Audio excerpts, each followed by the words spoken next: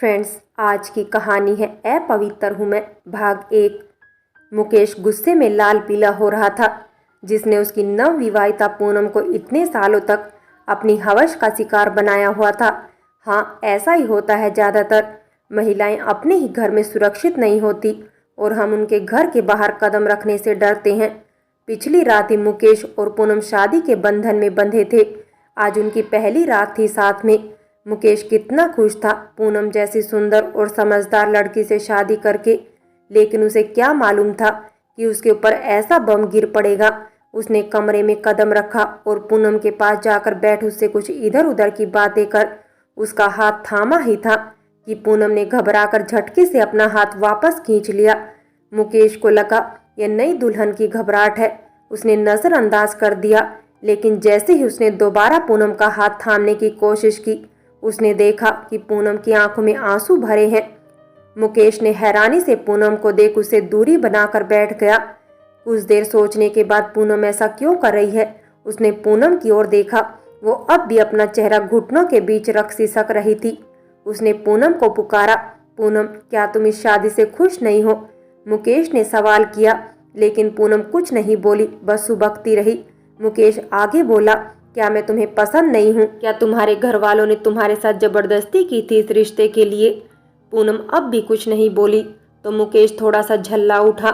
वैसे तो वो एक शांत दिमाग का इंसान था, लेकिन जब वो लड़की जिसे वो पहली ही नजर से पसंद करने लगा था, वो उसके सवालों का जवाब नहीं दे रही थी और न उसे कोई वजह बता रही थी अपने व्यवहार की, तो उसे सहन नहीं हो रहा था।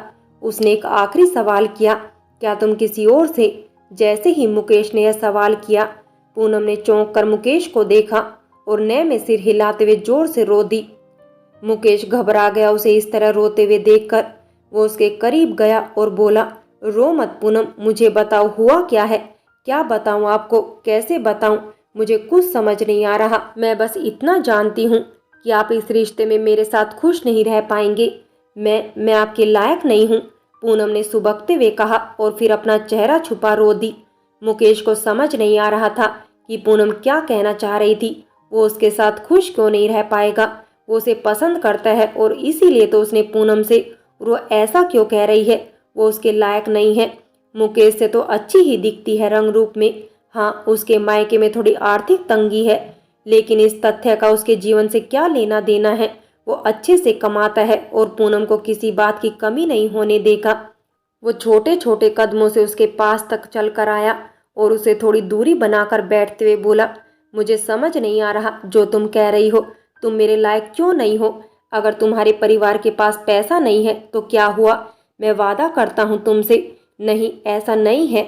मुकेश की बात बीच में काटते हुए पूनम बोली, तो फिर क्या है? मुकेश झल्ला उठा। उसे इस तरह का व्यवहार करता देख एक बार फिर पूनम की रुलाई फूट पड़ी।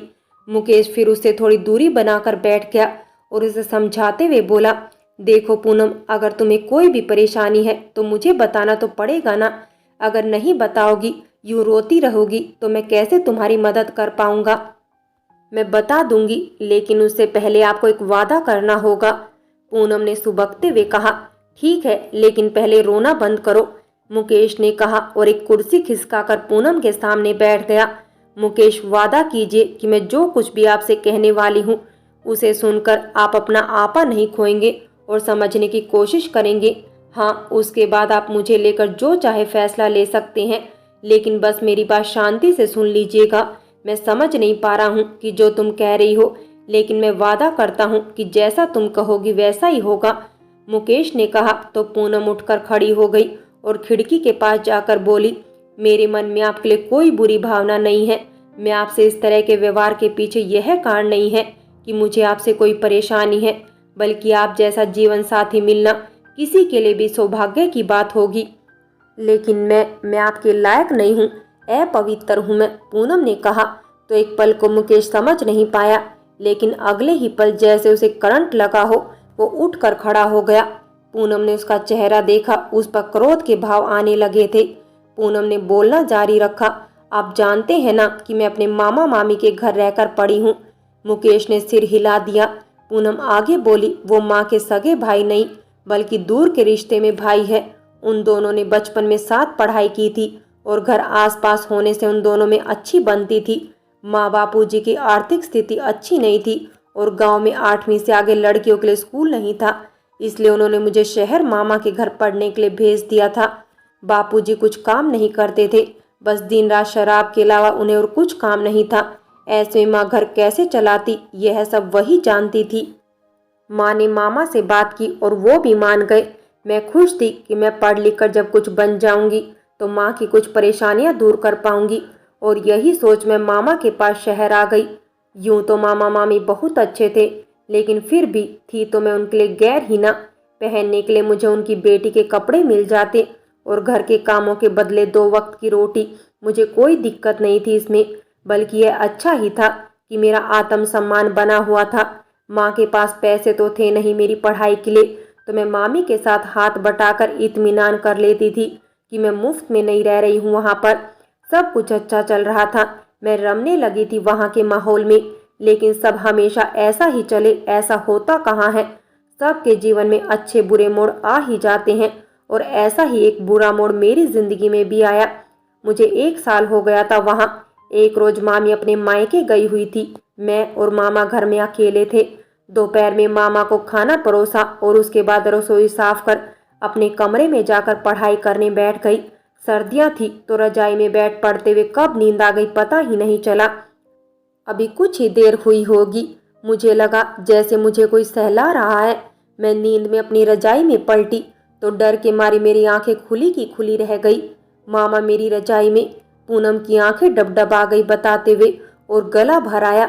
उसने अपनी हथेली से आंसू पोंछे और मुकेश की ओर देखा। उसे देख यूं लग रहा था जैसे वो किसी सपन लोक में हो और वहाँ कुछ भी उसके मन के अनुरूप सुंदर और आकर्षक ना हो। मैंने उनसे गिड़गिड़ाते हुए भीख मांगी, लेकिन उनके ऊपर हवस का शैतान सवार हो चुका था। न जाने कब से वो इस फिराक में थे और यह अवसर उनके लिए सबसे सही था। न मामी थी न उनकी बेटी। मैं रो रही थी, चीख रही थी, अपनी पूरी शक्ति के साथ उनका विरोध कर रही थी। लेकिन एक 16 साल की लड़की और 45 साल के आदमी की ताकत में अंतर होता है। मेरे चीखने पर उन्होंने एक हाथ से मेरा मुंह बंद कर दिया और इससे आगे पूनम बता नहीं सकी। लेकिन मुकेश समझ गया था। उसका रोम रोम गुस्से से दहक रहा था। उसे यकीन नहीं हो रहा था कि कोई आदमी इस तरह जानवर हो सकता है कि अपनी बेटी से भी कम उम्र की लड़की के साथ। छी छी। मुकेश का मन घृणा से भर गया। वो जानता था कि पूनम का इसमें कोई दोष नहीं है। अगर ऐसा होता तो वो उसे यह सब क्यों बताती। उसने देखा पूनम अपनी हथेलियों में चेहरा छुपाए रो रही थी।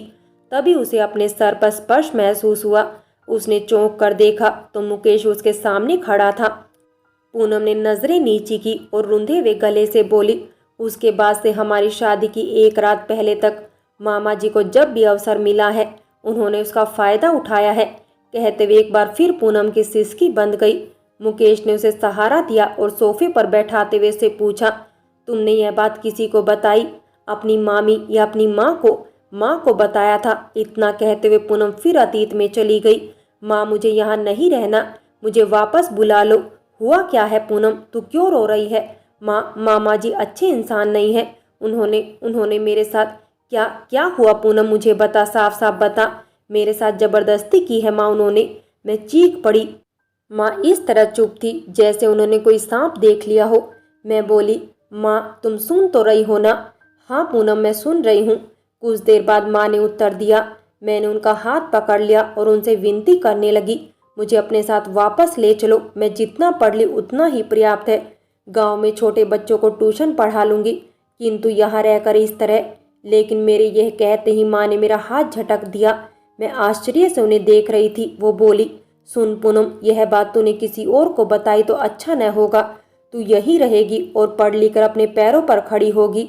बेटा, अपने घर में खाने के भी लाले हैं, तुझे कम से कम यहाँ 2 वक्त की रोटी तो मिलती है सुकून से।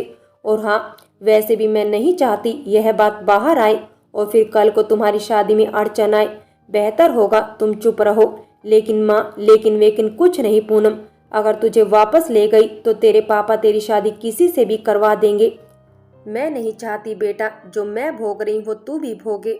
और फिर कुछ समय की बात है, एक बार तेरी पढ़ाई पूरी हो गई, तू कुछ बन गई, फिर इन सब से दूर हो जाएगी। माँ ने कहा तो मैं उन्हें आश्चर्य से देखने लगी। कि वो मेरी समस्या समझ नहीं रही या समझना नहीं चाहती। इतना कह वो उठकर वहां से चली गई और मामी का हाथ बटाने लगी। मैं अपने कमरे में बैठी रोती रही और कोसती रही अपनी किस्मत को। माँ 4 दिन रुककर वहां वापस चली गई। जाते समय उन्होंने मुझे गले लगाया और बोली, कुछ पाने के लिए कुछ खोना पड़ता है मेरी बेटी, और हमारे पास इसके अतिरिक्त है ही क्या। मैं जवाब नहीं दे पाई उनकी इस बात का। क्या कहती मैं, वो मेरी माँ थी और मैं असहाय थी। मैं उनकी एकमात्र संतान भी थी और एकमात्र आशा की किरण भी। माँ के जाने के बाद मामा जी का मनोबल और बढ़ गया।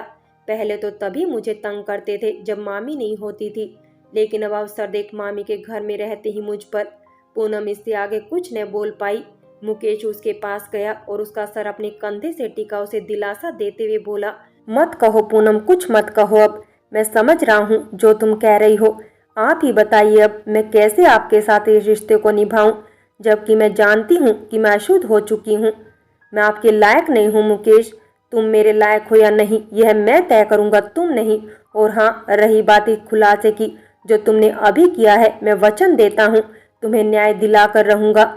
लेकिन मुकेश, इस बारे में सबको पता चला तो क्या फिर आपका परिवार मुझे अपनाएगा? जब मैंने तुम्हें अपना लिया है तो मुझे किसी का फर्क नहीं पड़ता। और फिर अभी तुमने मेरे परिवार को जाना ही कहाँ है।